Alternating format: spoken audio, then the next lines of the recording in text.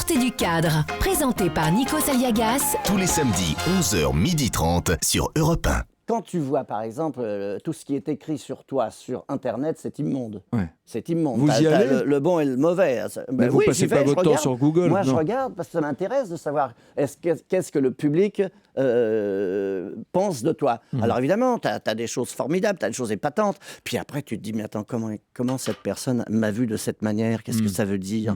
Mais on n'imagine pas ce que les gens peuvent raconter. Ah, bien entendu, très souvent sous couvert d'anonymat. Ça, c'est la vérité. C'est Junio qui avait parlé de ça un jour à la télé. Je trouve qu'il avait raison.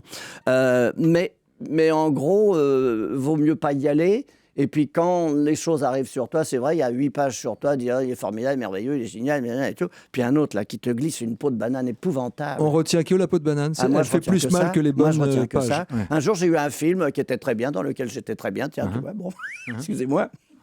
Et là, j'avais des critiques dithyrambiques. Enfin, bon, peu importe, mais ça nous aide Bien tous. sûr, vous faites ce métier pour être aimé et Voilà, pour aimer. exactement. j'imagine. Et il y a une connasse. Qui est parmi nous ce soir. Je te Bonsoir. jure, non, elle n'a pas pu rentrer. C'était quoi? C'était une journaliste? Il y a C'était blogueuse, c'était une qui? journaliste, une imbécile, je te jure que c'est vrai, qui disait, oui, et puis alors, Daniel Prévost, il va falloir qu'il en fasse des efforts pour faire croire qu'il est gentil. Et Je te jure que c'est vrai. Hein. Et ça vous là, touche. et je disais ça à mes fils, regardez les enfants, regardez ce que cette personne a écrit sur moi. Il dit, bah oui, mais papa, toi, tu retiens que ça, toi. Et c'est exactement ce que tu viens de dire.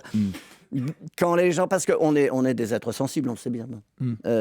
C'est un lieu commun. Mais en même temps, c'est vrai que on est content d'avoir des très bonnes, des bonnes réactions des personnes, mais ça te touche moins.